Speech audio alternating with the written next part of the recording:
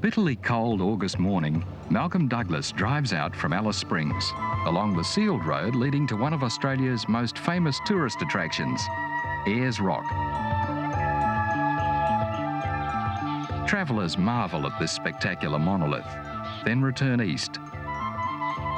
But Malcolm will head west from the rock, following bush tracks all the way to the Indian Ocean, a rugged journey through some of Australia's most inhospitable and deserted lands. Along the way, he'll camp with the Pintabee, nomads from the Great Sandy Desert. Accompanying Malcolm is Brendan Bell from Sydney, and Bonnie, Malcolm's red heeler pup. The road leading to the mysterious Olgas cuts deep into the plain. 30 kilometres away, the bizarre group of ancient, eroded sandstone, regarded by many to be more awesome than Ayers Rock. The major peak, Mount Olga, towers 546 metres above the desert. That's 200 metres higher than the rock. Only the most adventurous go beyond the Olgas, for this is the beginning of the Gun Barrel Highway. There are no towns, the road deteriorates, and permits must be obtained before passing through Aboriginal lands. Near the Northern Territory West Australian border, one of our most sensational mysteries began. In this cave, the famous prospector, Harold Lassiter, sheltered for 28 days after his camels bolted. Attempting to walk 140 kilometres back to Mount Olga, he perished. Nearby, Malcolm inspects veins of quartz. Perhaps Lassiter, in his exhausted state, thought that he'd located deep deposits of gold here. And with the passing of time, the mystery of Lassiter's lost reef has become even more intriguing. Wherever water's found in the desert, budgerigars flock to drink, landing for a few fleeting moments before instinctively wheeling in unison into the air. This nervous, erratic behaviour is provoked by the watchful falcons that prey on smaller birds. All wild budgerigars have the same bright green plumage. The variety of colours seen in domestic budgies throughout the world has been developed through selective breeding. Before moving on, Malcolm cooks up the last of his fresh meat. A shovel makes a handy barbecue plate. Malcolm leaves the Gun Barrel Highway and heads north, following bush tracks to the border. Camps in the desert are basic. Swag's rolled out wherever there's a clearing in the spinifex. Every morning, Malcolm gets an exuberant wake-up call from Bonnie. A makeshift sign's the only indication that they're crossing a state border.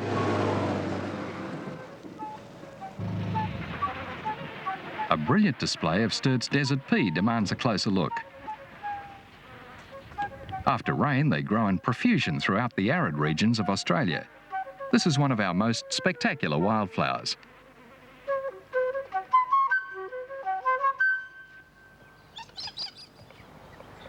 Another plant common in the desert is this particular acacia, with its distinctive spindly seed pods. A handful rubbed vigorously with a splash of water lathers into an efficient soap.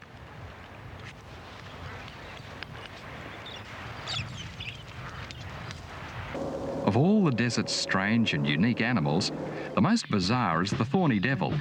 Normally a slow plodder, it can run quickly from danger.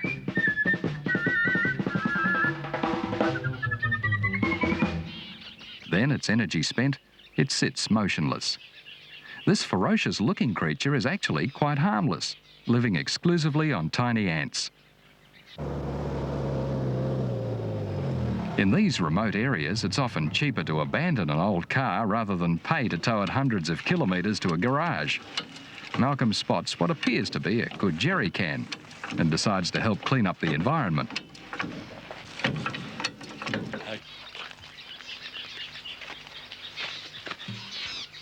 We're now about 800 kilometres west of Alice Springs, on what must be the loneliest track in Australia. And a few kilometres down the track is a small community of Kirakara. Now, Kirakara must be the most isolated community in Australia. And it's the home of the Pinnaby Aborigines.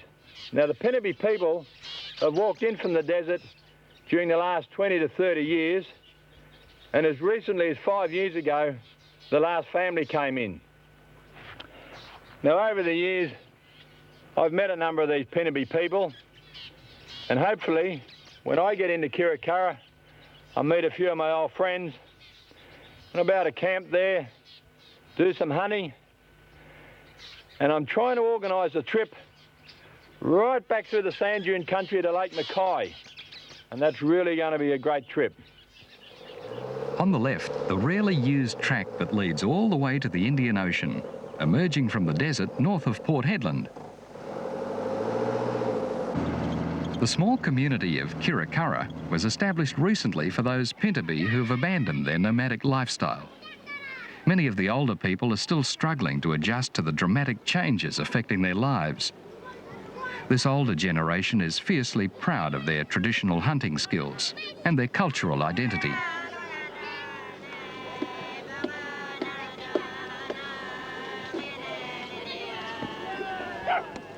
The younger generation too have had to cope with the new ways.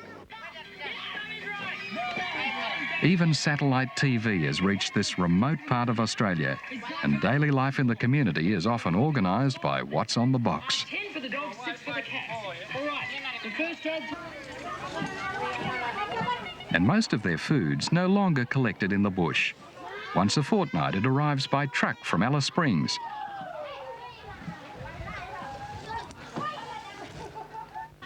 The Pinnaby, a very reserved people, take time to accept outsiders, but Malcolm's known throughout the Western Desert, and he's soon fulfilling his social obligations.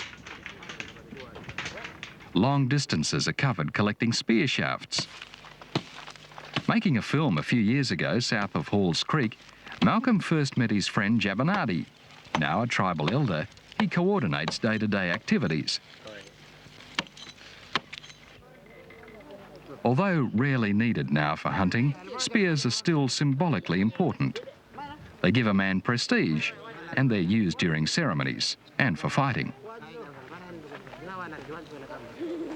Malcolm organises a spear throwing competition, and there's keen rivalry between the men.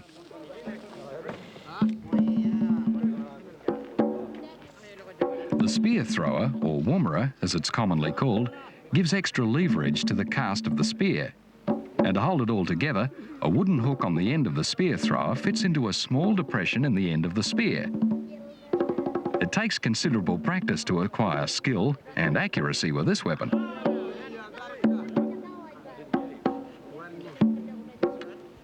There are many near misses, but one spear could have killed the roo, hitting close to the heart.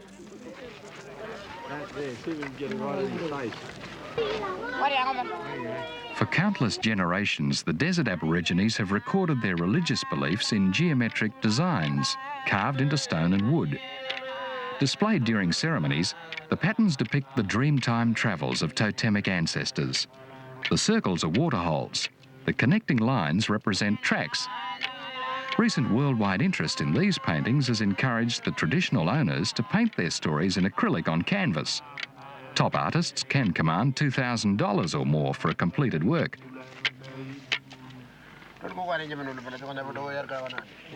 Many of the older women with little authority to paint carve desert animals for sale in the tourist shops far away. It takes time and patience to lay down the tight patterns with hot wire.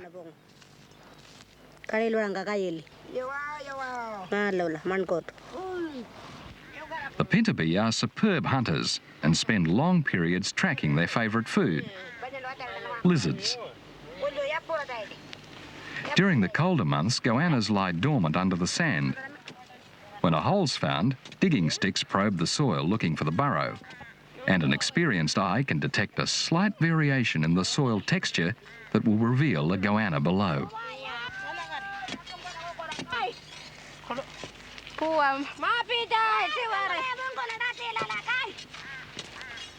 Hello. Prey is killed immediately before it has a chance to escape. Controlled burning is an age-old hunting technique. When the spiky spinifex is too thick for easy access, it's fired to expose hidden burrows and drive animals into the open. Because there are now few Aborigines hunting in their tribal lands, the spinifex is rarely burnt. Already environmental changes are evident, and many animal species are classified as endangered. It's likely that in the future, controlled burning of these arid lands will be reintroduced. Firing ensures that the spinifex doesn't dominate other plant species and keeps the ground clear of debris so that the small animals can move freely through the bush. The burrows are easy to see in the smouldering, barren earth.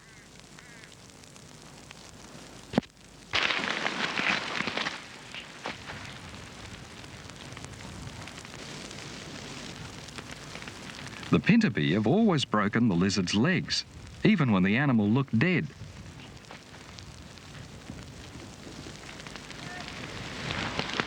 Blue tongues too are driven from their cover.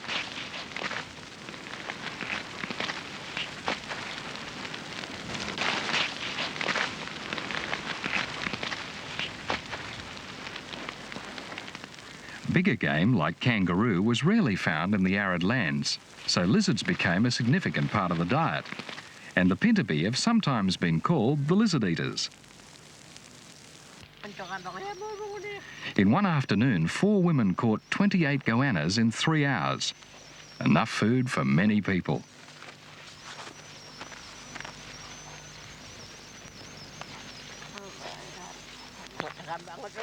And a roaring fire heats the sand for cooking. Dictated by tribal tradition, preparation is always the same. To conserve moisture, the intestines are removed without breaking the skin.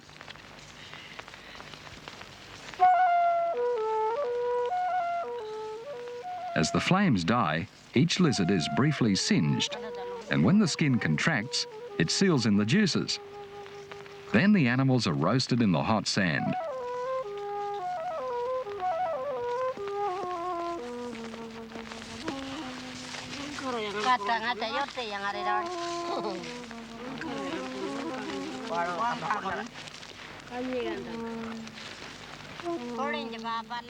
Temperature control looks fairly casual.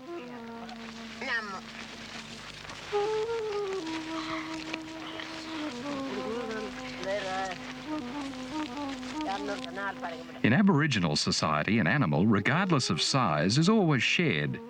If there's only one lizard, it's broken into pieces and distributed according to kinship and tribal importance.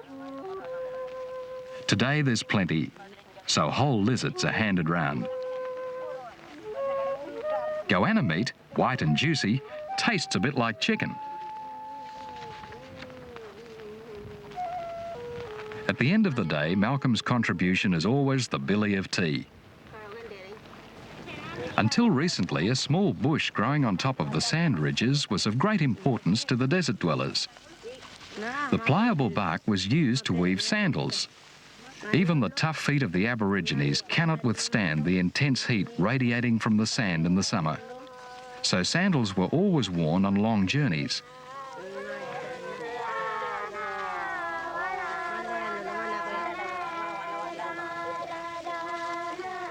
The women enjoy making the sandals for Malcolm, happily remembering old skills used in the days before contact with Europeans.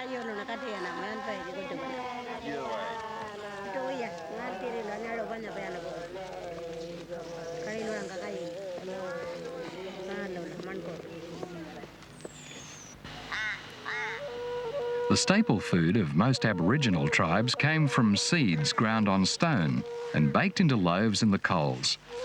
The pintabi still actively forage for many kinds of seeds. Noonamar is gathering small grass seeds collected by ants and stored at the entrance to their nests.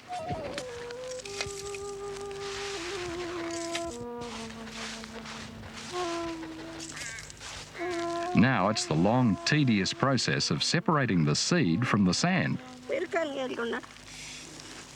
First, the lightest impurities are blown away in the breeze.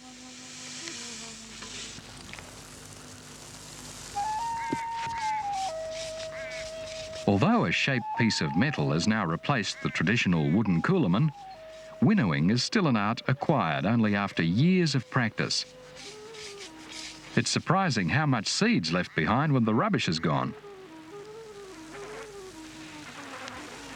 Until recently, the women spent most of their time collecting and grinding seeds. Their foraging controlled by the availability of water and the many different seed-bearing plants. Originally, the grinding stones were carried out to the waterholes in the desert and left to be used whenever the tribe returned to the area. Many different kinds of seeds were used by the Aborigines. Baked in the coals, the traditional loaf is heavy and bitter.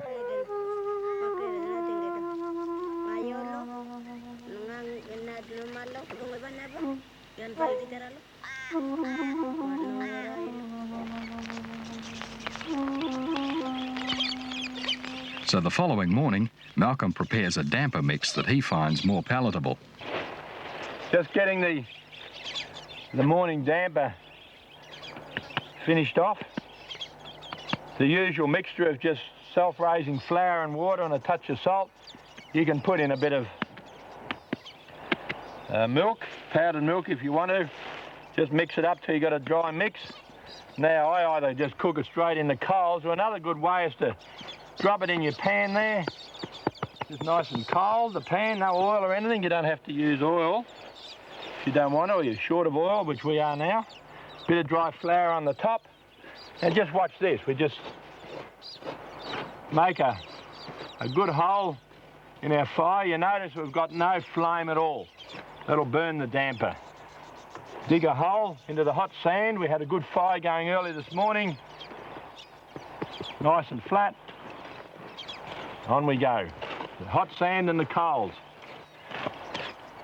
There we are. Give that about 20 minutes. Top damper. We'll have a... Righto, let's have a look at this damper. It's been in here about half an hour. Here's our frying pan. Looks pretty awful at the moment. But the surprising thing is, once you get it out, all the dust and hot sand and ash comes off it. Just put it on my little plate here because it's a bit hot. How's that? Break it open. Beautiful damper. Look at that. Even got a few raisins in it. That's very easy to make. You can knock them out every morning.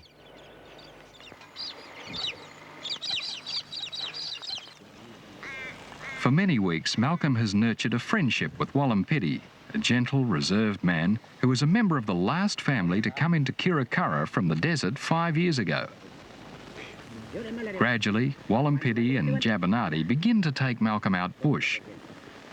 Today, Wallampiri appears more relaxed, more friendly, and as they chew on grevillea flowers, Malcolm feels that Wallampiri has finally accepted him. The men show Malcolm another way of extracting the sweet, nutritious nectar.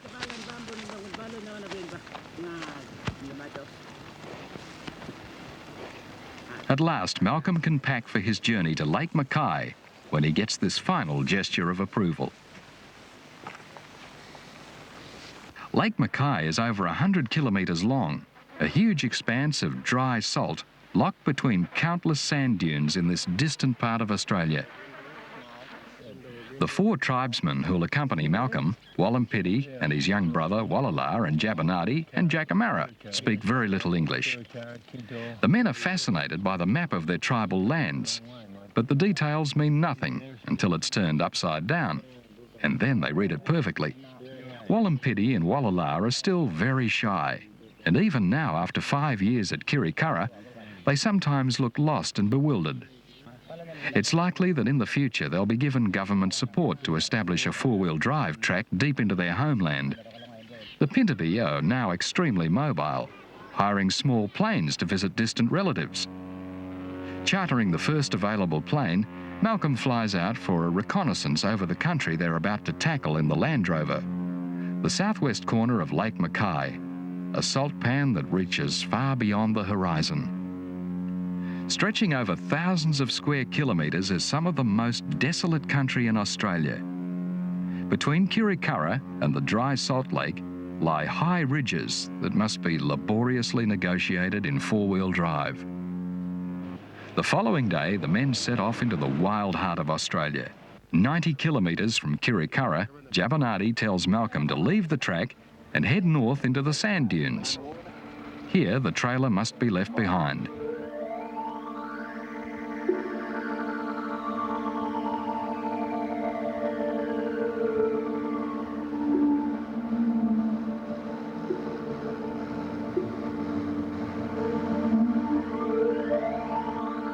The only big animals to be seen are camels.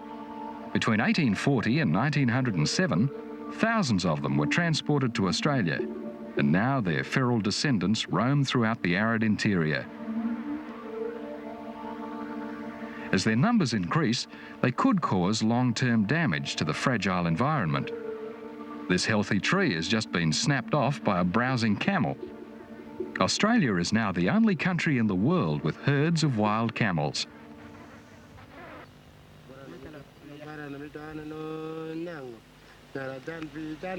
Jabonati's immediate concern is for fresh water. At least once a day, he directs Malcolm to wells his family used when he was young, but the water holes have now filled with sand, and each time Jabonati reluctantly gives up. Malcolm's already worried because Jabonati had assured him that drinking water would be readily available. Every kilometre or so, there's the arduous job of winching over the dunes. Every day they travel until sundown.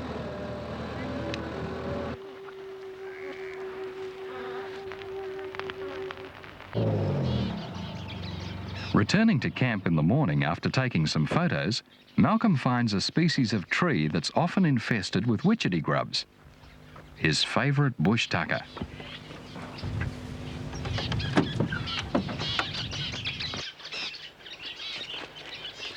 Now this looks like a likely tree. Down the bottom here, I've got the chewed up wood, which indicates that there's witchetty grubs down below the surface now. And you'll notice that this tree is just about ready to fall over. If I just give it a couple of shakes, there we are. See, what happens is that the grubs get into the trunk here, and bore down. So I'm not wrecking a tree because that tree's going to fall over in a few days anyway. Now what I've got to do is get down below the surface here. Just give me a couple of minutes and we'll see if we can get a feed of witchetty grubs. Just got to get right down about a foot. Dig away, get rid of the spinifex because it hurts. Ooh, righto.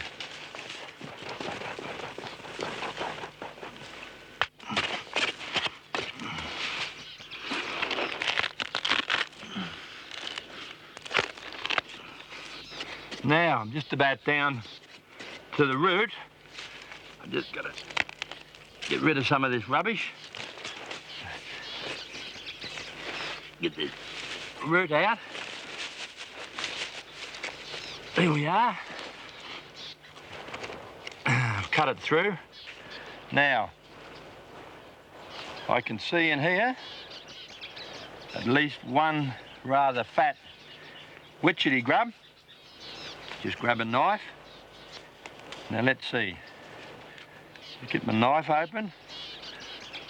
Get it out so you can all see it. Here we are. Now, there's that dust that I was talking about earlier, the dust from the chewed up wood from the grub. Just open this up. The wood is very hard out here in the desert, of course. Got to try and get him out. fact, I'll just get this one out here. Here's one here. Aha. There we are. Look at that. Beautiful.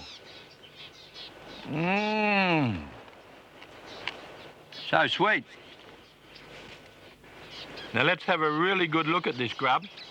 You can see nice golden colour.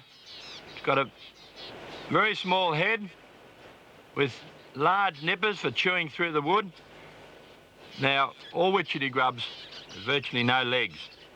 Just 6 very immature ones right near the head, but they just virtually pull themselves through the wood. Now, I'll just have a look down here, see if there's any more.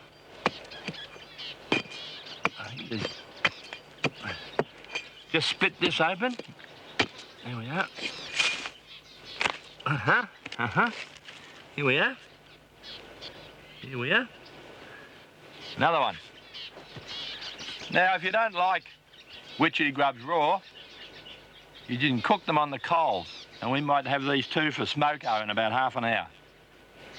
They take about 30 seconds in the coals, tasting like a mixture of fried bananas and almonds. They're delicious. There are several species of witchetty grub found throughout Australia. Some develop into moths, others into big beetles. Considered a special treat by the Aborigines, they were most valuable as nutritious and easily digested baby food. Witchetty grubs vary in flavour according to their species and the type of wood they feed on, and some do taste better than others. After finishing off the witchetty grubs, the men dig through the sand out on the saltbush plains, sifting out small bulbs. Malcolm's constantly impressed by the pintabee's ability to find food.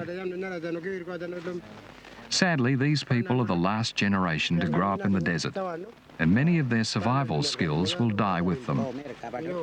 The bulbs look like tiny onions. The skin's rubbed off, and they're eaten raw.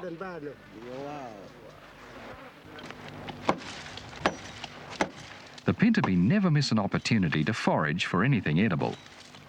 Jabinati has heard the faint chirping of a bird, and after cutting into the tree in a couple of places, finds a young budgerigar.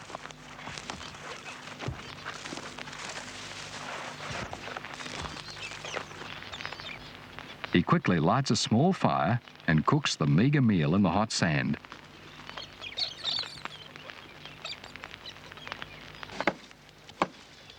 Like spears, boomerangs are still an important status symbol for the men.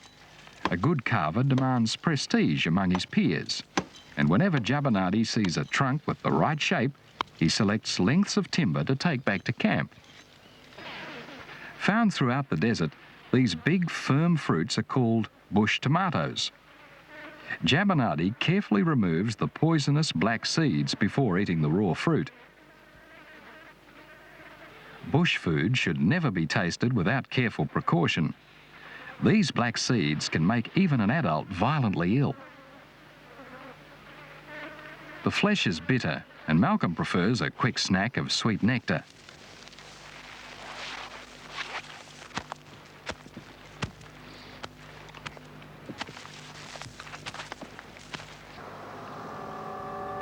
Out here, parallel sand dunes dominate the landscape.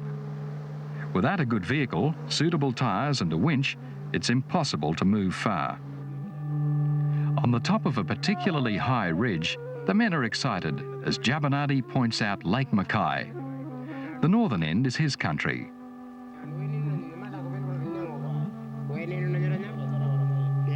While Wallampidi explains that his family camped and hunted more to the west. They were only located by the authorities when the nomads came in for water at a new bore south towards Kirakara near the Alice Springs track. When the bush mob, as they're now affectionately called, were persuaded to settle at Kirakara, the new social pressures took their toll. The oldest brother soon returned to his homeland and again roams out there somewhere. Everyone's hoping that they'll find some trace of him on this trip. The men are intrigued by the way their country looks through the powerful telephoto lens. 4 hours later, the party enjoys travelling along the flat edge of the lake, after so many days confined in a vehicle bouncing over the dunes.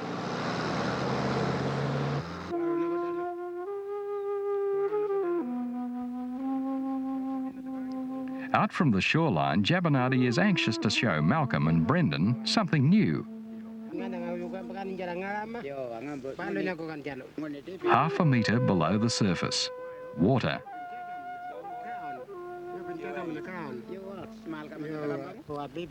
Jabonati insists that they try some, and when Malcolm goes along with the joke, there's much merriment among the men. The water underneath is intolerably salty.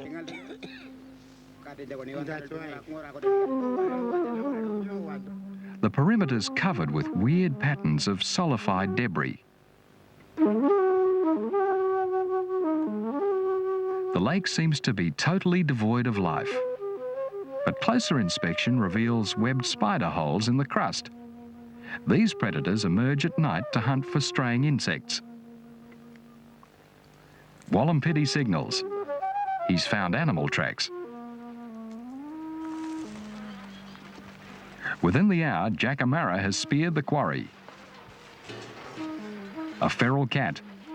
He assures Malcolm it's fat and will be delicious.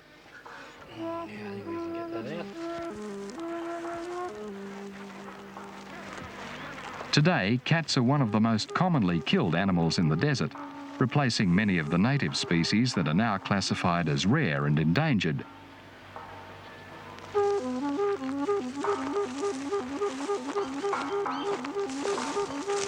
"15 minutes in the coals, and lunch is served." Driving across loose sand littered with dry wood as sharp as nails, punctures are a constant problem, and Bonnie gives Malcolm a helping hand. These days, with wide rims and specialised tyres, anyone planning a journey by four-wheel drive should make sure they know how to change a tyre and carry the necessary equipment to do the job. After a midday camp, they're on their way again, heading for the western side of the lake.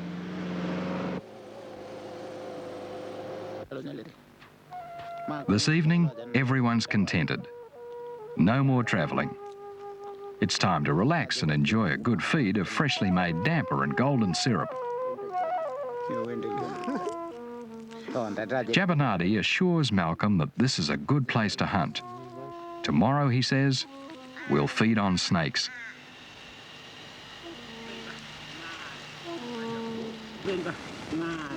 Jabonati, happy to be on the edge of his country, ties his hair in the traditional manner. The headband of red wool is worn only by initiated men, and in the old days, spun human hair was used. The men trek out towards the edge of the lake.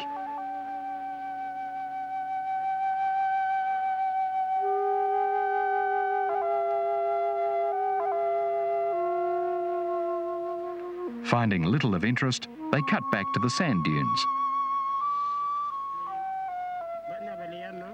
Jabonati's keen to show Malcolm how the tribesmen hunted in the early days.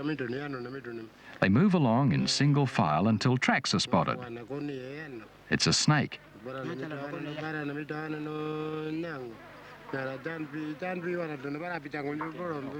A Woma python.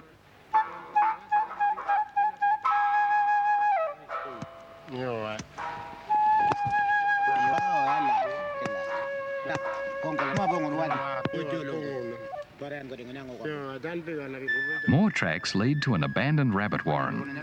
The men had been looking forward to feasting on rabbits, but in such a dry year, the burrows are empty. The Aborigines recognise the tracks of every animal, and they know that a Woma python has gone down this hole.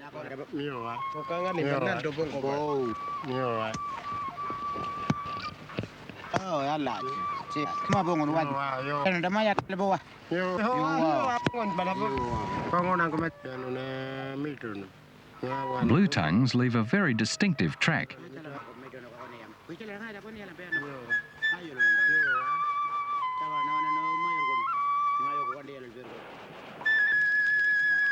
Any lizards concealed in the impenetrable spinifex are flushed out with fire.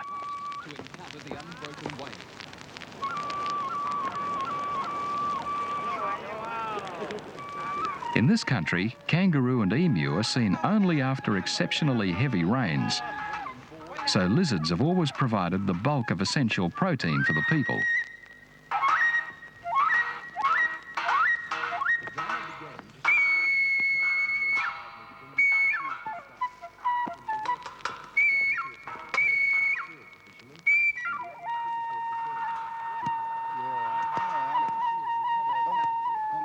Food was often scarce, and especially in the dry season, the Pintabee moved over vast areas in solitary family groups that might come together only to arrange marriages and perform important ceremonies.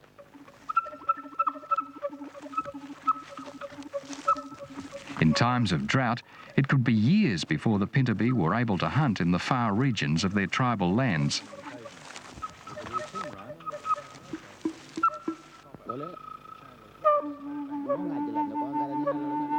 The snakes are prepared and cooked the same way as the lizards. With the intestines removed, they're baked in the coals.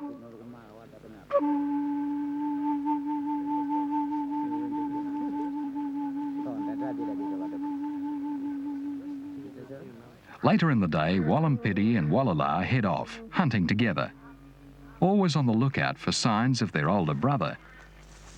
And in the cool of the evening, they track down a feed of thorny devils.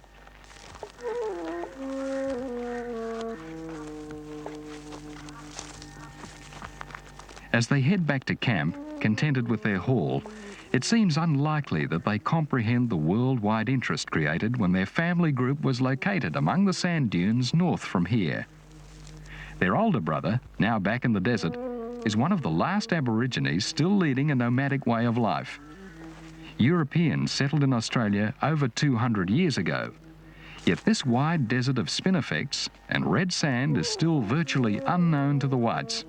For them, it's too harsh. For the Pintabee, it's paradise. A few days later at sunup, Malcolm's keen to get moving. Their water's precariously low. A scorpion scurries off, and Malcolm's alarmed because it probably moved in under his swag during the night. Although not deadly, it could inflict a painful sting with the vicious barb on its tail. A nocturnal animal, it works steadily to burrow down before the heat of the day.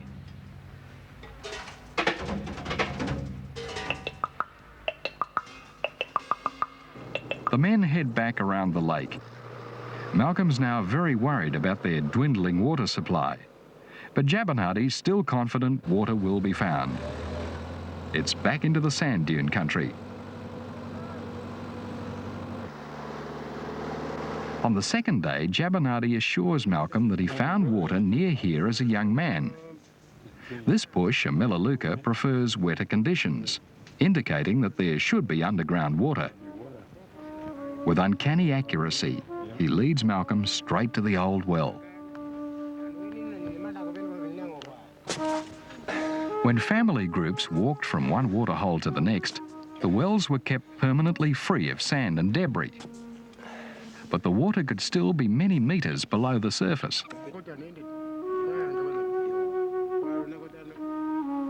The men soon realise it's a hopeless task. The water's just too far down. Another clue to this ancient well: these discarded grindstones.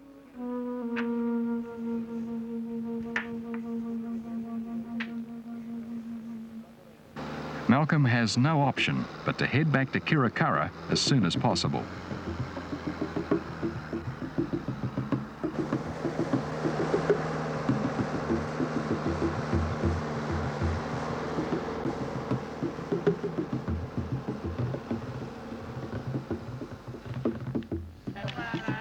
At Kirakara, there are long discussions and singing as the men tell the others about their trip away. Then they sing a Dreamtime story about winged termites also travelling north to Lake Mackay. The preparations, which take several hours, are more important than the actual dancing. As the decorations are assembled and the body designs daubed on, the singers tell in detail the story of the insect's journey, from rock holes to swamps, to soakages, and on to permanent water holes.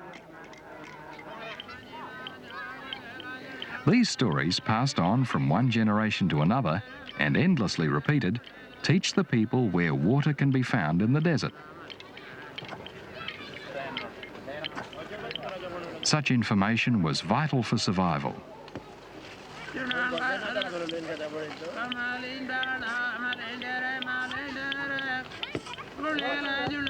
This kind of ceremony is performed at the edge of the camp, and although not sacred, it's an important social occasion that helps to maintain harmony and a strong tribal bond between the men.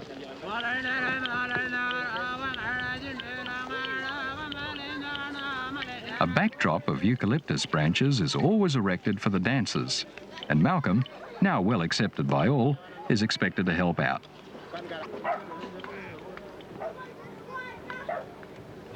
The women and children and all the dogs wander in to make up the audience.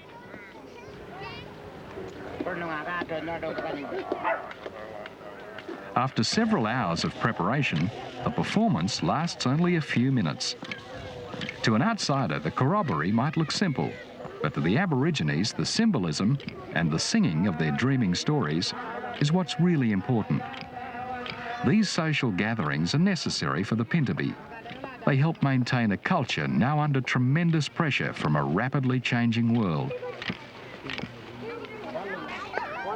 And now it's time to leave.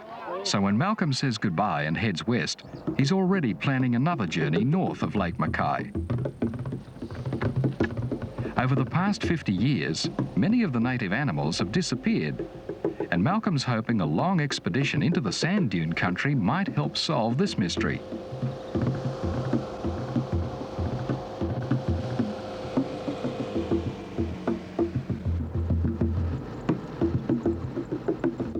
Many of the animals may have gone, but the native flowers still bloom in profusion after rain.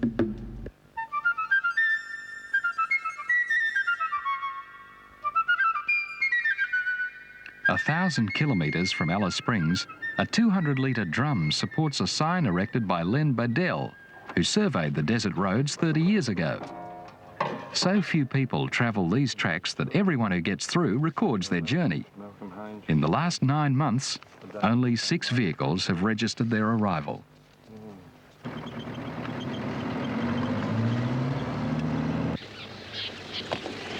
Within 2 hours, they reach another famous outback track, the Canning Stock Route at Well 33. Travelling the old stock route from well to well is becoming a popular trip for the most adventurous. Bicentennial funding provided new signs for each well.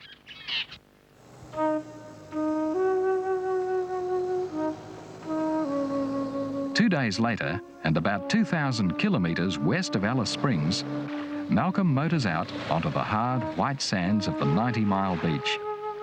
Even now, as he enjoys the warm waters of the Indian Ocean, he's keen to head north to the Kimberley to begin another adventure.